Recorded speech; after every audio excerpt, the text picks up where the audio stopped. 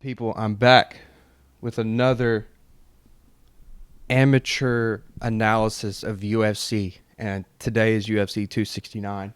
It is currently 2:30. Fight start in about 2.5 hours, so this should come out right as the prelims start. So I'm gonna keep this very short and sweet, 20 minutes at the very most. I'm gonna give you who I'm putting my money on. I'm gonna give you my kind of strategies, what I do whenever I bet UFC. This is not financial advice. This is purely entertainment. This is all analysis. I'm not telling you to do any of this. I'm just telling you what I do, what I'm gonna do. So, um, I'm gonna do the main event last, because I'm gonna give a couple props out. Um, yeah, like I said, I'm an amateur. Okay, I'm a novice. I don't know every single fighter. I know quite a few. I don't know every single fighter though.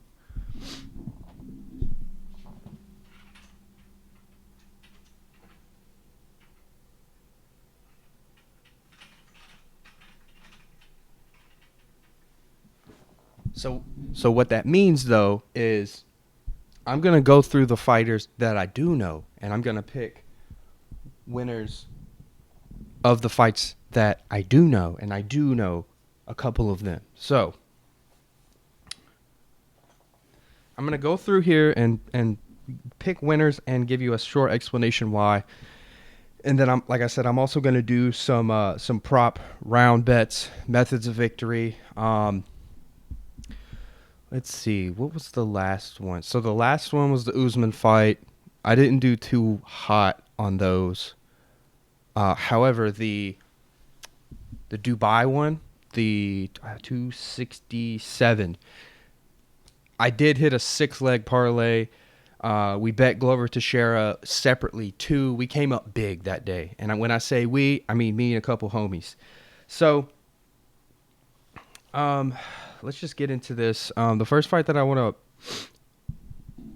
to talk about, and I think there's some good value here. The Tai Tuivasa Bam Bam versus Augusto Sakai. It's a heavyweight match.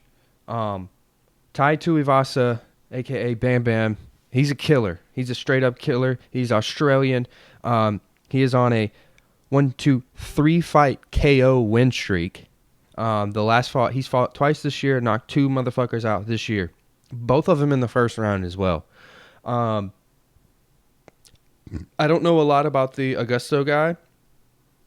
Let's look at his record really quick. Let's see. Where's he at? Where's he at? Don't know a lot about him. He's on a 2 fight losing streak, and he lost to Alistair Overeem, who's not even on the card anymore, and he lost to Rosenstruck, he's past his prime, and that was this year. So I honestly don't know why that the line is so close together. Okay, so on ESPN, it's pretty much a pick 'em -105 for uh, Augusto, and then 115 for Ty. I really like Ty, obviously, in this fight. I might even say, let's go on BetMGM. Let's go on BetMGM and see. Yeah, on BetMGM, he's Ty is obviously still the favorite, -120. I still love that number. I would honestly put him in. I'm gonna give you guys a small parlay too. I would definitely put him in this parlay. So that'll be the first leg. Um, so let's look at numbers here. So we got Ty by KO, TKO, or DQ. That's +140. I like that too. And then if you want to get really sexy and spicy with it, then you can pick a round. If you want to go Tai Tuivasa in round one and go with the trend, +275. I mean, I'm not like a huge expert on. I mean, nobody really is, to be honest, on like methods of victory because they're unpredictable. Um, I might throw a little sprinkle on Tai Tuivasa to win by KO at that +140. I really like that number right there. Um, and then if you really just want to get crazy with it, you could pick a round, and because I mean, you could still go first round and get plus 300 by knockout. So I mean, that's amazing value right there. There's the first fight that I'm going to chat about. That'll probably be the first big fight, the first eyeball fight that people see, that people really start to tune into. What else we got here? I'm not sure why the lines are so much different.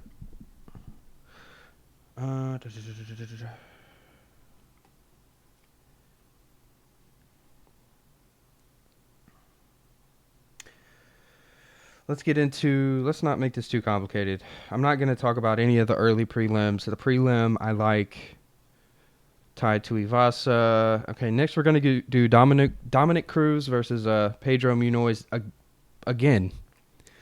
This is a close fight. -1-2, it's a pick'em again.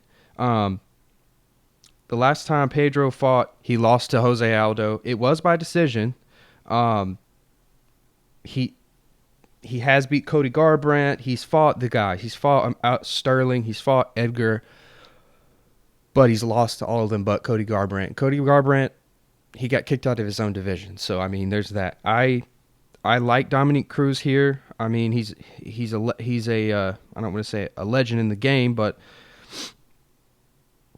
he's one of those guys. He's got a name. His name carries weight. Yes, he's only fought 2 or 3 times in the last 5 years, but he did win a fight this year, split decision. He lost to Henry Cejudo, Cody Garbrandt. He was a former champion at one point. I like the arc of seeing former champs come in, maybe switch up their style, take a break, come back, because like switch up their style or switch their weight class. And yes, he's still in bantamweight. I wouldn't like betting against him here, honestly. Honestly, bantamweights are some of probably my favorite division to watch. But yeah, I like Dominic Cruz here. I mean, he's just a legacy guy. He's just one of those guys, former champ. He's fighting a guy who just got his ass whooped by another former champ, Jose Aldo. Let's go ahead and throw him in there too. -110. Let's see what it is on BetMGM. Dominic Cruz, -105. Pretty much same thing. These are 2 really close fights. So that's what I'm saying. If you can get these guys at pretty decent value, piece them together. Because like I don't really know why the lines are so close together. I really don't, especially with these 2 fights. Maybe I'm missing something here. Okay. Let's cut the bullshit. Let's cut the bullshit. We're going to the main card. Sean O'Malley versus his, on paper, toughest matchup. Yes, people say yes. Sean O'Malley has only fought trash cans. Whatever. Well, if he can win in any capacity, if he knocks him out, come on, like you got to give him a ranking spot. He's got to be right there, lingering on the outside, looking in. I don't know a lot about this guy, Raleigh and Paiva, but I know he is ranked. He is on a 3-fight win streak. He's a guy. I mean, he's only lost 3 fights in his career, 2 in the UFC. He's 21-3 all time. He's got wins under his belt. He's been in the UFC since 2018.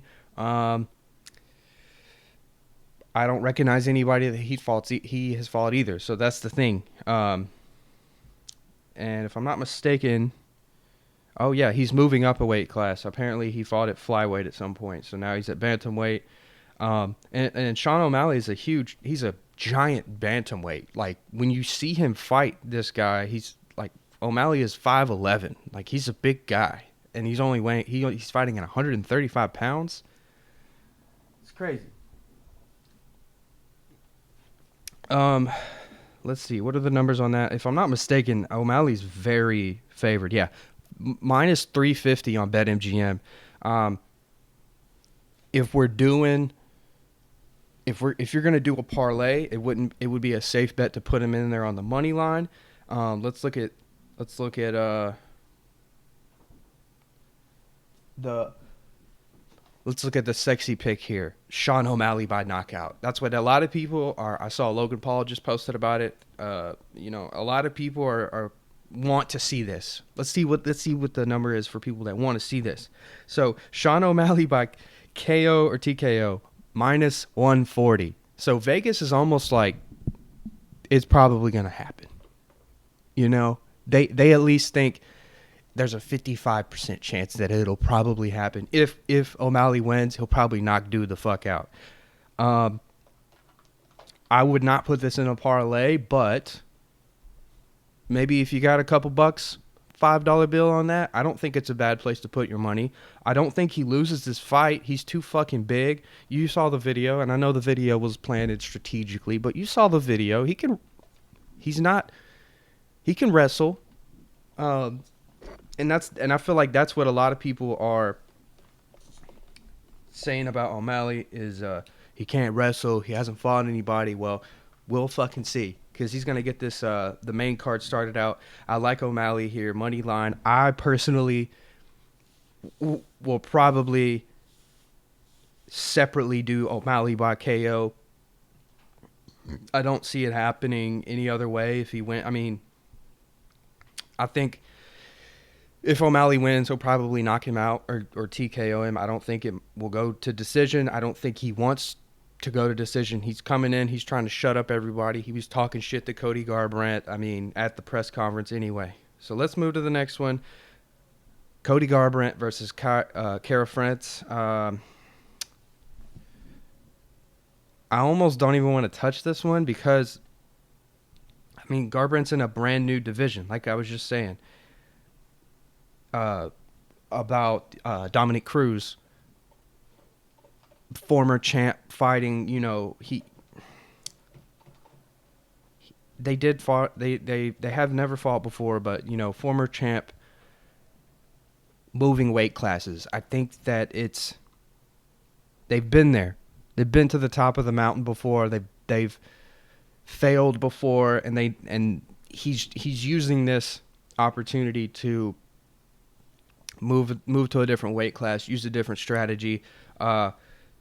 He's used to fighting bigger guys, and when I say bigger, I'm literally talking like 10 pounds heavier, but still, it does make a difference. His last fight was this year. He lost, and he went the full distance, but he still lost. He lost to Pedro Munoz. He's lost to TJ Dillashaw twice. And O'Malley was kind of right. He's like, he really haven't won anything in 3 years because he kind of hasn't. So I almost don't want to touch this one. Let's look at the numbers on BetMGM. Cody Garbrandt minus 135. I think it would be interesting. So they're only going 3 rounds. I kind of like Cody Garbrandt by decision at plus 300. He's not going to knock. I don't think he'll knock dude out. Even though the trend has been knocked or be knocked out in the last, since 2017, all of his fights have ended in knockout, but the one this year. I like decision. He's at 125. They're not as powerful. Those punches aren't going to hit as hard. They'll be able to take more volume. Why not Cody Garbrandt plus 300 right here? I don't dislike it. Again, wouldn't put that in a parlay, but maybe if you got something on the side, go for it. Okay, Amanda Nunes by knockout. I'm not going to spend a whole lot of time on that, but Amanda Nunes is a straight up murderer. She has killed everyone with her bare hands since 2016. She is one of the, in my opinion, the most dominant women's athletes of all time in any sport. I think soon maybe she'll pass Serena Williams or whoever else you might think will be on that list. She is a straight killer. She's a murderer. I'm going to you take your pick if she's going to choke her out or knock her out. So let's look at those. Let's say Okay, yeah, it wouldn't even be worth it to put her. I mean, she's minus 1,000. It wouldn't hurt you to put it in a parlay, but also you're not really getting a lot of money on that. But it wouldn't hurt because she's gonna win the fight, essentially. And if she loses, it will be one of the biggest upsets ever. Because Juliana Penn is plus 600 right now. Um, I'm gonna say this on record. Let's see. I'm gonna say Amanda Nunes, round 2, finish plus 325. It's juicy. Throw $2 on it. See what happens. If I'm just gonna say round 2. Um, her last fight didn't go past the first round. The last 2 she fought against Durandamy and Felicia Spencer, they went the full 5. Let's just say second round finish. She's gonna finish her. She's gonna win the fight. Wouldn't hurt you to put her in a put that money line in a parlay just to add like an extra dollar. But there's not a lot of value there. Okay, main event time. Dustin Poirier, Charles Oliveira. Um, it's kind of crazy seeing a champion as the underdog. Um, Sidebar here. I was thinking about this in the shower actually. So I would have loved to see a Charles Oliveira Khabib fight. And if I'm not mistaken, I don't think they fought. Let me check myself. I don't think they have fought. Okay, no. They never fought. Let me see. Nope. They never fought. But boy, that would have been crazy to watch that fight. Jiu-jitsu mastery at an all-time high versus wrestling, just toughness. Brazil versus Russia would have been an incredible fight. However, we will never see that fight because Khabib has retired. Again, I think it's crazy that a champion holding the belt is the underdog at plus 115. I'm sure it's happened before. It's just crazy to see, honestly. But I like Poirier minus 140 here. I love the value right there. If it was any higher, I wouldn't even touch the money line. I would probably just, if it was like 150 or 160, I would probably try and get the method down, the method of victory down. I do, for some reason, I know that the popular consensus right now is Dustin Poirier by knockout. For some reason, I don't like that. I have a feeling that it's not gonna happen. Just because imagine. Could you imagine? Okay, plus 250 Charles Oliveira by submission. Don't really understand that Oliveira is a fucking killer. He has the most submissions in UFC history. He's a monster. He choked out Michael Chandler. Let's look at the names on this win streak right now. Michael Chandler, Tony Ferguson, Kevin Lee, Jim Miller, which old guy. Anyway, but he is the best lightweight right now, and not discrediting Dustin Poirier because he's getting his shot right here, but for some reason I wouldn't feel comfortable putting my money on Poirier by knockout. I just have a feeling that this might just be an absolute war, split decision. I have a feeling that this fight is going to go the full distance. That's just what my gut tells me. But also, Charles Oliveira could choke him out in the third round. Who knows? Anyway, I'm going to craft this really quick, and then I'm going to show you guys what I have.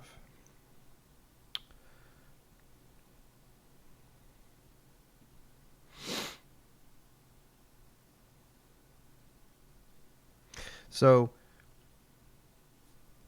1, 2, 3, 4, and then for shits and giggles, All right, so I gave you guys 6 fights. I like Poirier, Garbrandt, O'Malley, Cruz, Tuivasa, and Amanda Nunes. That's my money line picks. I really liked. Um, I really like Tai Tuivasa. Um, by KO plus 140. That's a good one. I love the value there. I think it. If out of all these fights, I could almost. If I feel the most confident in that play right there. Tai Tuivasa by knockout. He's a straight up killer. Um, Cody Garbrandt by decision as well. What is that? Cody Garbrandt by plus 300. I like those two. Those two are my methods of victory. I'm picking those, but I'm going to do those separately. So, um, if you took my 6 winners and you put $5 on it, you'd win 75. It's plus 1,410. I mean, that's a huge number. More than likely, probably won't happen. But you got a lot of close lines here. Dominique Cruz is very close. Tuivasa is close for some reason. I don't know why. I just really like Tuivasa today. Anyway, wrapping this up. Got to get to editing this, and I'm going to put this out as soon as I can. It is 3 o'clock. Fight start in a couple hours. Everything will be out and clipped out. Let's go.